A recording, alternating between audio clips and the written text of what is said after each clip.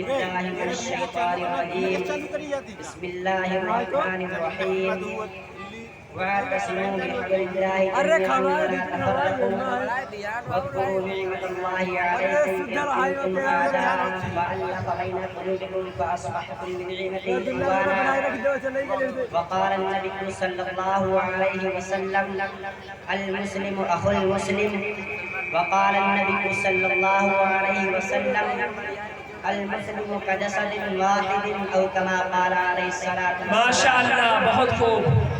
اللہ تبارک و تعالیٰ کا بہت بڑا احسان فضل و کرم ہوا کہ اس نے ہم سب کو دین کی نسبت سے آقا دو جہاں سرور دو عالم جناب محمد رسول اللہ صلی اللہ علیہ وسلم کے تعلق سے اکٹھا ہونے اور کچھ کہنے سننے کا موقع عنایت فرمایا. بہت خوب.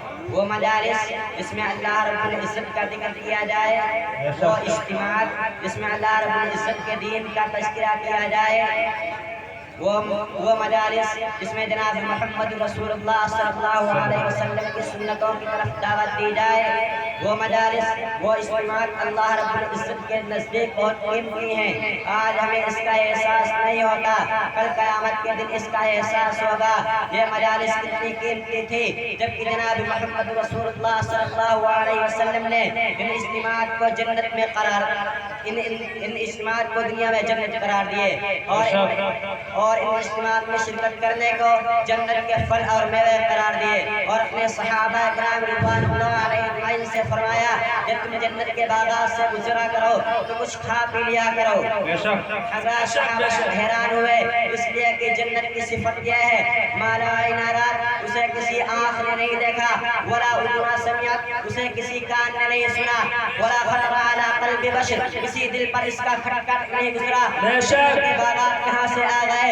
تو جناب محمد رسول اللہ صلی اللہ علیہ وسلم نے فرمایا وہ مجالس جس میں جناب محمد رسول اللہ صلی اللہ علیہ وسلم کی سنتوں کی طرف دعوت دی جائے، وہ اجتماعات جس میں اللہ رب العزت کے دین کا تذکرہ کیا جائے، وہ مجالس جنت کے باغات ہیں اور ان میں تھوڑی دیر دین کی بات سن لینا جنت کے پھل اور میوے ہیں. بہت خوب. ماشاءاللہ.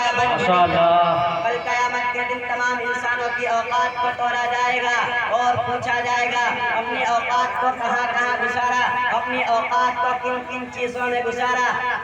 تو وہی وقت قیمتی آئے گا جو مجالس میں گزارا ہوگا، وہی وقت قیمتی بنے گا جو اجتماعات میں گزارا ہوگا، تو وہی وقت قیمتی بنے گا جو نماز اور ذکر اللہ میں گزارا ہوگا، تو وہی وقت قیمتی بنے گا جو خدمت اور خلق اللہ میں گزارا ہوگا،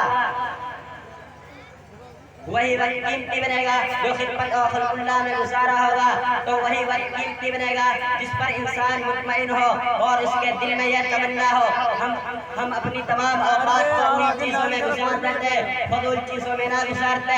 میرے دوستو، آج اس محفل کو موافق کرنے کا اصل مقصد سب سے بڑا مقصد یہ ہے اپنے مسلمان بھائیوں اور امت مسلمہ کے غیر فرزندوں کے سامنے عالم اسلام کے حالات کو بیان کرنا ہے. انہیں یہ بتلانا ہے آج پوری دنیا کے مسلمان کن حالات کن مسائل کا شکار ہے، کن حالات سے دوچار ہیں، مسلمان بچوں پر کیا بیت رہی ہے، مسلمان ماؤں اور بہنوں کے ساتھ کیا کیا جا رہا ہے، اور یہ حالات کب آئے اور یہ حالات کیسے آئے اور یہ حالات کب تک آتے رہیں گے.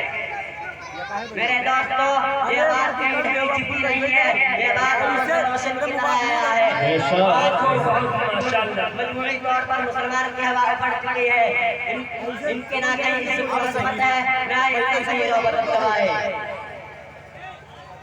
دنیا کا کوئی بھی فرد، دنیا کی کوئی بھی قوم، دنیا کا کوئی بھی گروہ، دنیا کی کوئی بھی حکومت و سلطنت ان سے ڈرتی نہیں اور وہ ہر کسی سے ڈرتے ہیں.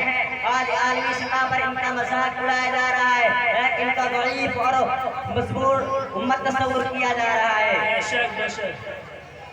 امت تصور کیا جا رہا ہے. آج دنیا کے ہر خطے میں ان کا مذاق، ان کو ذلیل رسوا کیا جا رہا ہے، دین و اسلام کی جھنڈیوں کو اڑایا جا رہا ہے.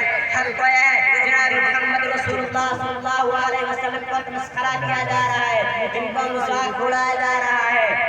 قرآن کریم جیسے مقدس کتاب کو جلایا جا رہا ہے۔ مسلمانوں کیا ہوا؟ آج اس قوم سے دنیا کی سب سے بدترین قوم، دنیا کی سب سے رذیل و مکین قوم، آج اس قوم سے اسرائیل جیسی ملعون قوم بھی نہیں ڈرتی۔ کل تک یہ یہودی حضرت عمر سے منتیں کرتے تھے ہمیں خیبر سے نہ نکالو، ہمیں خیبر سے نہ نکالو۔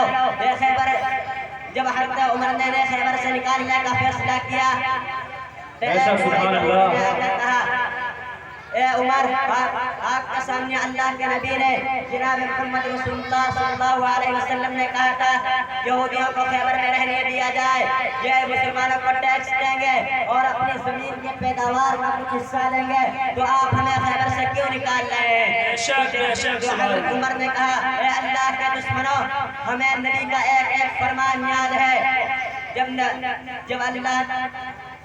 جب نبی نے فرمایا تھا تمہیں خیبر سے نکالا جائے گا اور تیری نیتیاں وآخر دعوانا الحمدللہ۔ ان کی تقریر میں